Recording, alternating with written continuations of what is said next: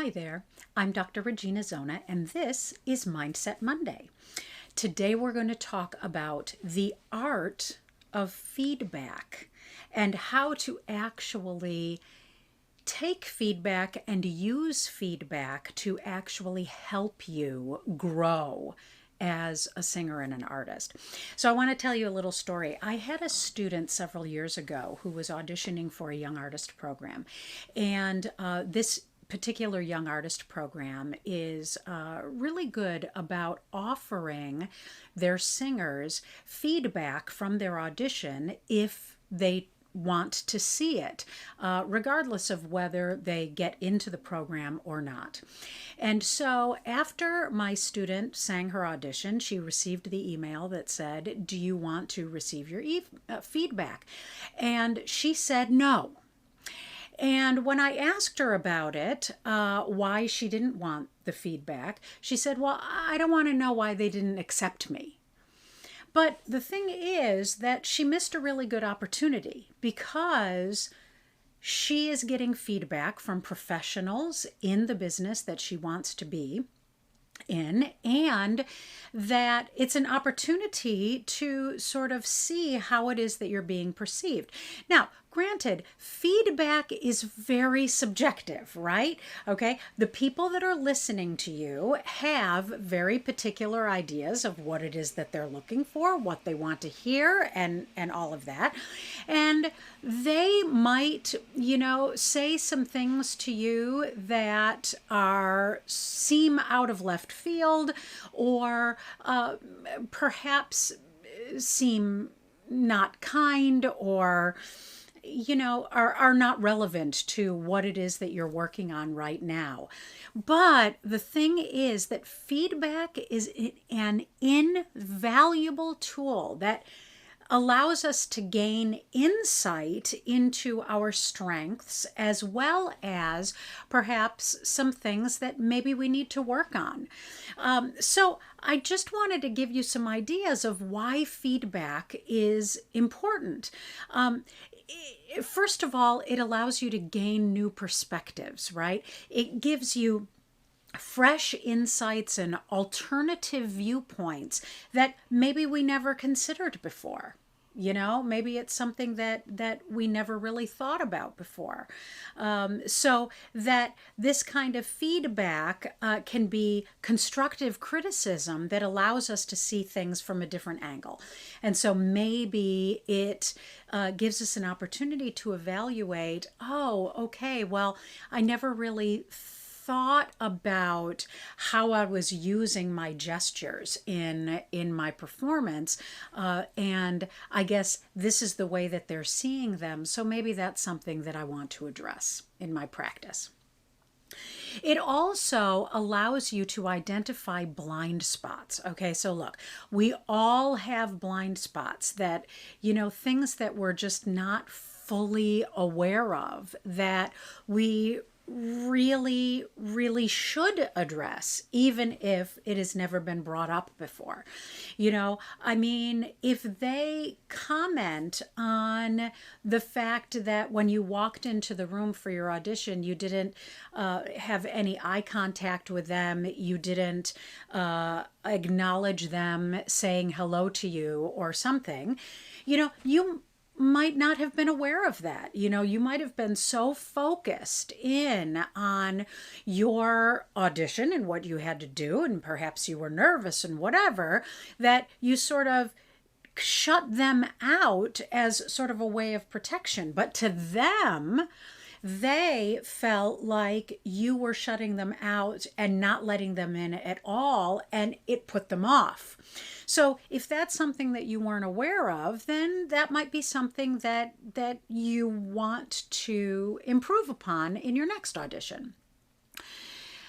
The next thing is that constructive criticism can accelerate your growth. because by actively seeking and embracing that feedback, what happens is that we start to, accelerate our learning and development. So we see the things that need to be addressed, and that if it is constructive and something that you agree and your teachers agree that it's something that you should address, then you put that on the forefront of your to-do list of working on that. So that also, it can help you strengthen relationships because, so for instance, this student, that had she accepted the feedback and realized that some of that feedback was actually very helpful and constructive, she could have contacted them again, thanking them so much for taking the time to write that feedback and say, this was very helpful and these are things that I'm going to work on. So what then happens is that the next time she wants to audition for that company, when her name shows up on the audition list, they're going to go, oh yeah, I remember her. She was very kind and she could take our feedback well. And yeah, let's listen to her again. Okay?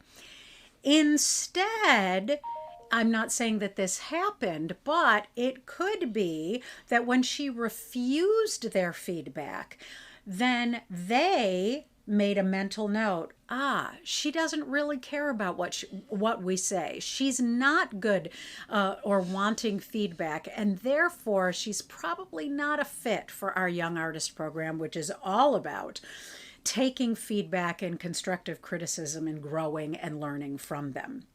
So the thing is that you really want to make sure that you take these opportunities when feedback has been given to see if it is valuable information that you can actually grow and learn with. Okay? Now, all that being said, it is true that not all feedback is helpful. Okay? And I'll tell you a little personal story from my own experience.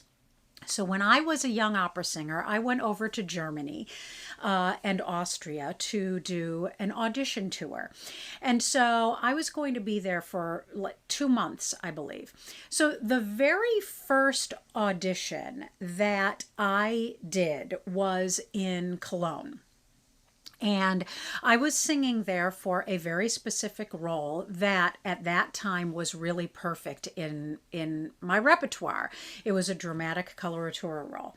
And so the thing is that I auditioned for them, and afterwards the artistic director came to speak to me and said that when she heard my audition, she had expected that I was singing for this one sort of big dramatic coloratura role.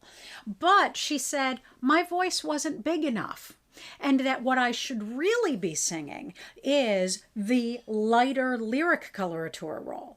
Now, this made no sense to me because in America, I was a dramatic coloratura, and I felt very comfortable in that repertoire, and this was my bread and butter role. So that was very surprising. And I left that very first audition. I had literally been in Germany for 3 days. And I left that very first audition thinking, why am I here? So fast forward to the very last audition that I did. And this time was in Vienna. I was singing for an agent, and there was an accompanist. The pianist that was playing for me was a conductor. And after I sang my audition, and I was singing my coloratura repertoire, he said, "You're a wonderful singer. I'd really like to work with you, but I have to say that you're singing all the wrong repertoire.